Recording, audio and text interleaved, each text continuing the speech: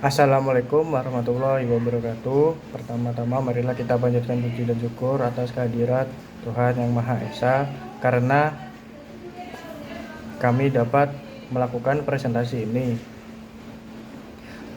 Topik yang akan kami bahas yaitu wabah penyakit COVID-19. Sebelumnya, perkenalkan nama saya Muhammad Yusuf Nur Firdausi sebagai moderator yang akan membimbing jalannya acara ini.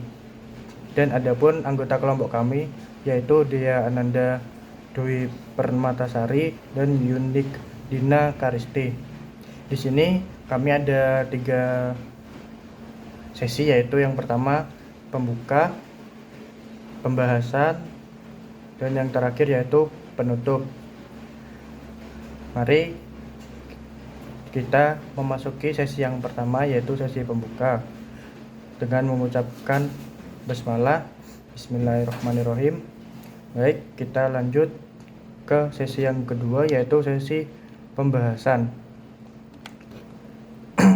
Sesi pembahasan yang pertama yaitu identifikasi COVID-19, dan yang kedua identifikasi persebaran COVID-19, dan yang ketiga identifikasi dampak positif dan negatif.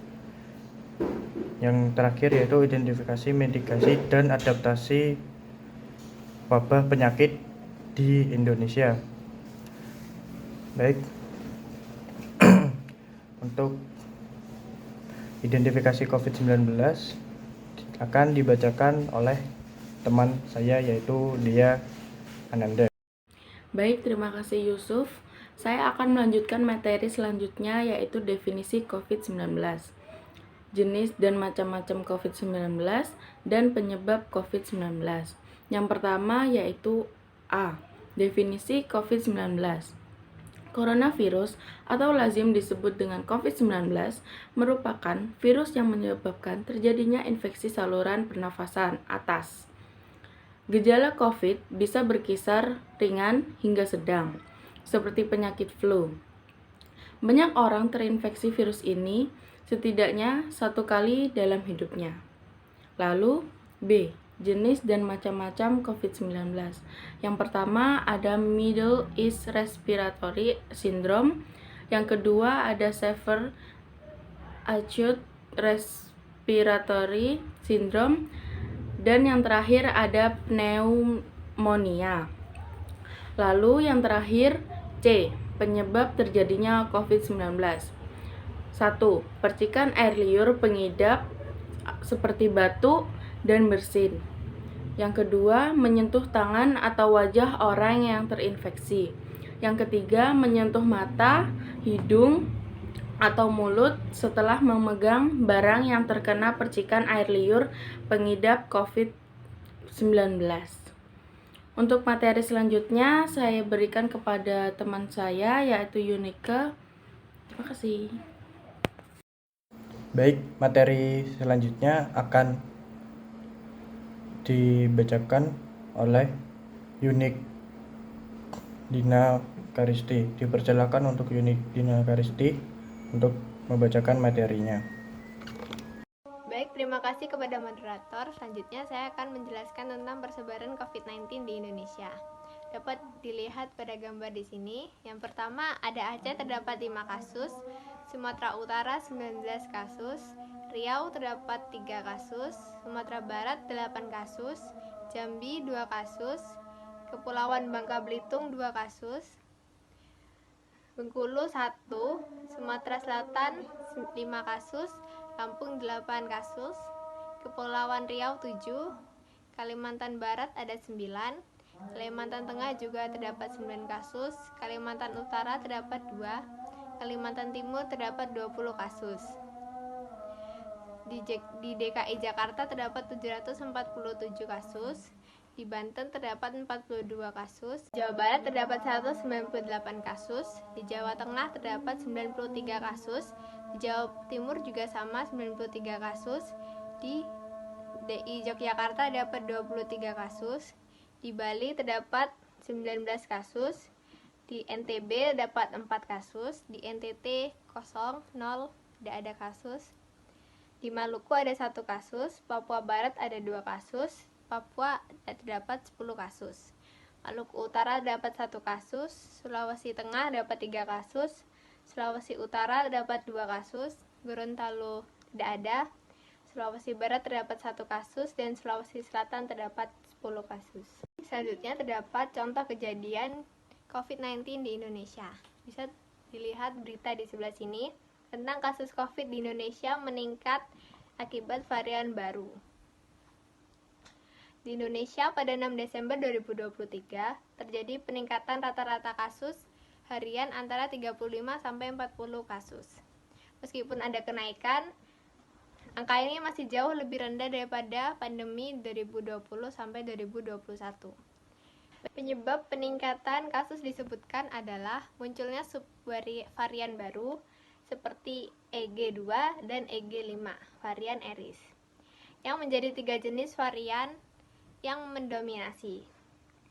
Kementerian Kesehatan mengingatkan masyarakat untuk tetap menggunakan masker, lakukan pemantauan kasus COVID-19, segera periksa jika ada gejala, dan tunda perjalanan ke daerah dengan peningkatan kasus. Disarankan juga untuk melengkapi vaksinisasi. Selanjutnya kita akan membahas tentang dampak positif dan dampak negatif COVID-19. Dampak positif yang pertama, rajin berjemur untuk meningkatkan imunitas pada tubuh. Yang kedua, kesadaran untuk menjaga daya tahan tubuh. Yang ketiga, membiasakan mencuci tangan, mencegah terinfektasi dari bakteri atau virus atau kuman. Yang ketiga, etika batuk, mencegah menularkan kuman atau bakteri atau virus kepada yang sehat. Yang keempat, ajakan untuk manusia saling membantu. Dan yang kelima, banyak aplikasi belajar online. Selanjutnya yaitu dampak negatif. Yang pertama, rumah sakit dan pelayanan kesehatan overload. Kedua, banyak tenaga kesehatan terpapar. Ketiga, masyarakat takut mengakses rumah sakit dan puskesmas. Yang keempat, pelayanan kesehatan menjadi terkendala. Dan yang terakhir, angka kesakitan dan kematian meningkat. Selanjutnya kita akan bahas identifikasi mitigasi COVID-19. Yang pertama ada prabencana, yaitu edukasi publik, penyuluhan mengenai cara-cara pencegahan seperti mencuci tangan, menjaga jarak sosial, dan menggunakan masker. Yang kedua, pendidikan dan kesadaran masyarakat, meningkatkan pemahaman tentang virus, penyebarannya, dan tindakan pencegahan yang diperlukan melalui kampanye penyuluhan publik. Yang ketiga, kesiapan sistem kesehatan, meningkatkan kapasitas sistem kesehatan untuk menangani lonjakan kasus, termasuk peningkatan kapasitas rumah sakit. Yang B, sesaat bencana. Yang pertama yaitu penggunaan teknologi untuk komunikasi, memanfaatkan teknologi komunikasi seperti telekonferensi dan aplikasi pesan instan untuk koordinasi dan pengambilan keputusan yang cepat di antara tim tanggap bencana.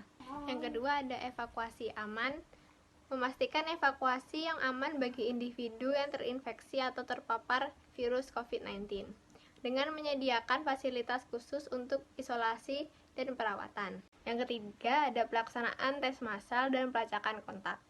Melakukan tes massal dan pelacakan kontak secara agresif untuk memutus rantai penularan virus dan mengidentifikasi kasus baru dengan cepat.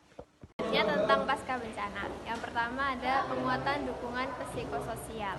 Menyediakan layanan dukungan psikososial bagi individu dan keluarga yang mengalami stres dan trauma akibat pandemi dan bencana terkait. Yang kedua ada pemulihan ekonomi, memberikan dukungan ekonomi kepada individu dan bisnis yang terdampak, serta mengembangkan strategi pemulihan ekonomi yang inklusif.